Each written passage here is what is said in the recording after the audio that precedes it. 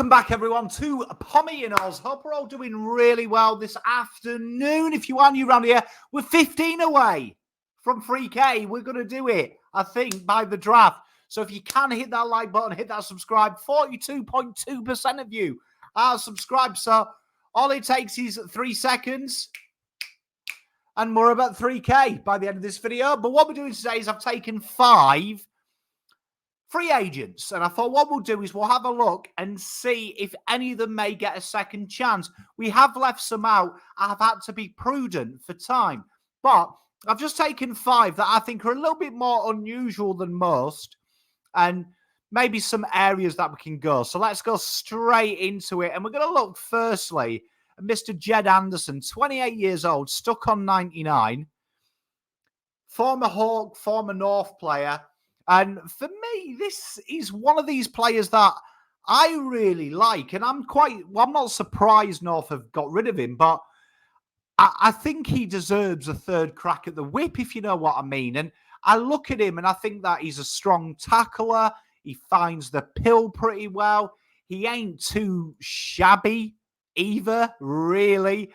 His disposal efficiency, you know, he uses the pill okay. I mean, he's just below that average disposal efficiency. But, I mean, for the nature of the beast and the team that he played for, it's not so bad. You go back a couple of years ago and he was in the very good category when North were going all right.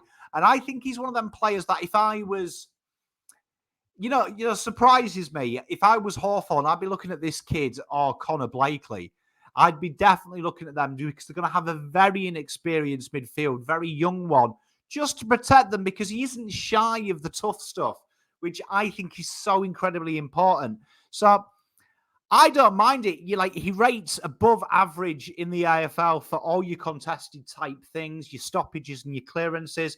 And I think he's still got a lot to offer. Even West Coast Eagles, if I was West Coast Eagles, he'd be definitely someone that I'm thinking, you know what, I'm going to have a pop at this guy.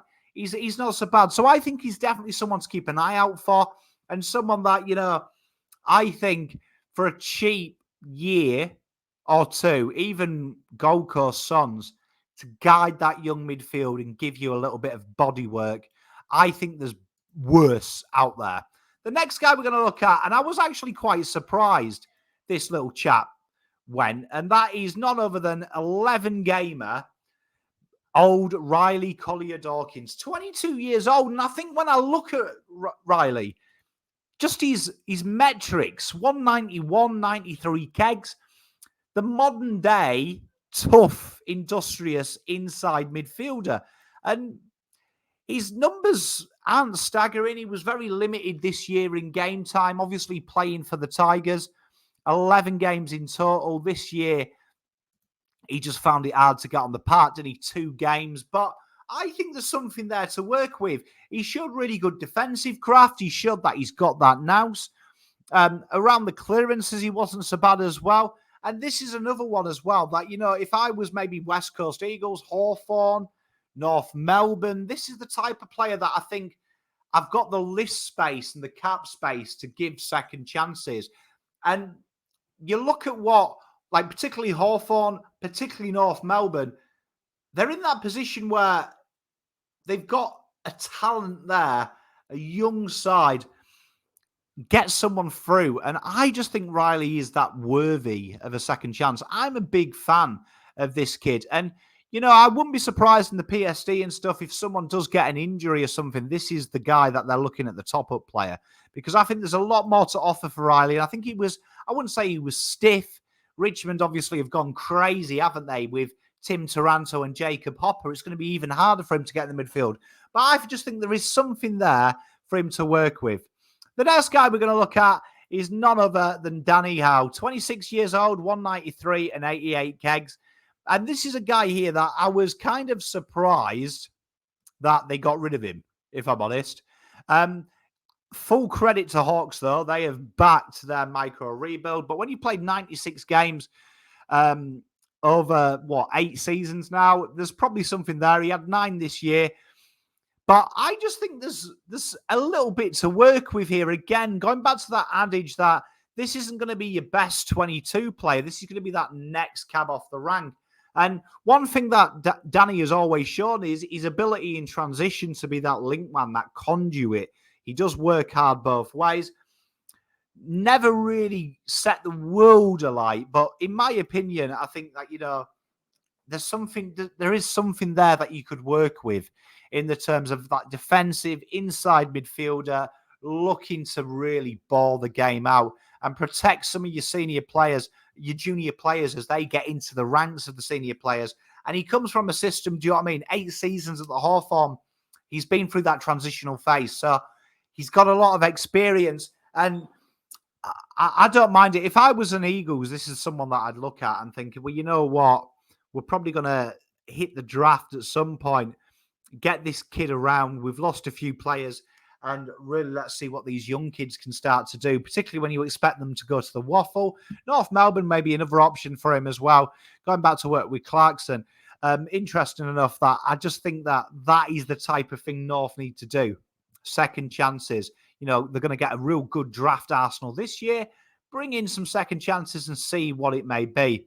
The next guy is Sparkle Narkle.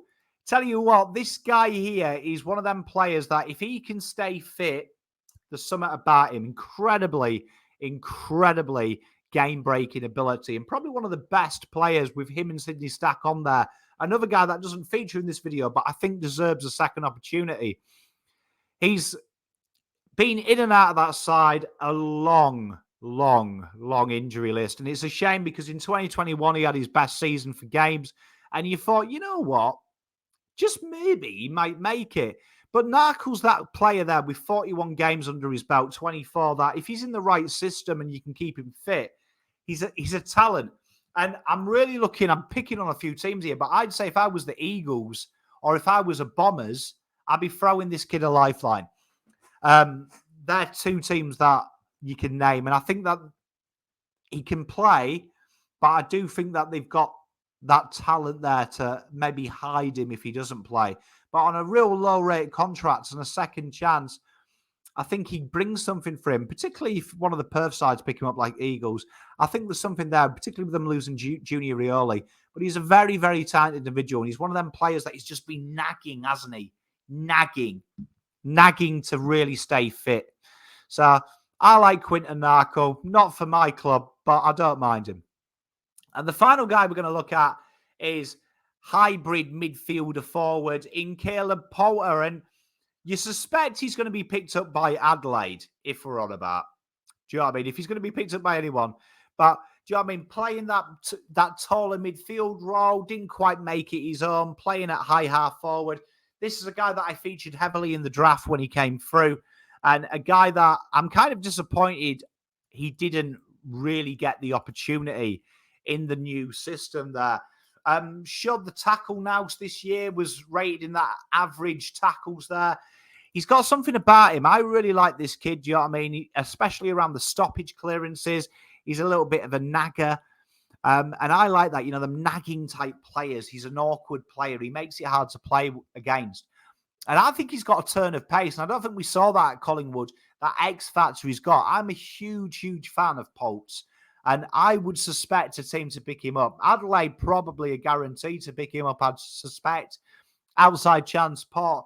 But I'd be asking the question if I was an Essendon, if I was a North, because this kid will play. And this kid is real solid and really underutilised by the Pies. The Pies have got some really good young players coming through in like Finlay McRae and stuff. So I understand their standpoint from it. There's a lot of rumours he wants to go back to South Australia, but I think he's an incredibly talented individual and one that I really do hope to see get a second chance.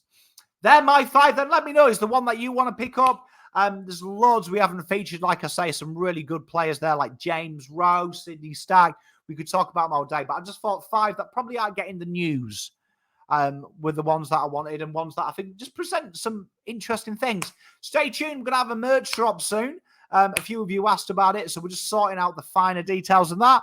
Make sure you subscribe. Make sure you look after yourself. Be safe. And until next time, Pom out.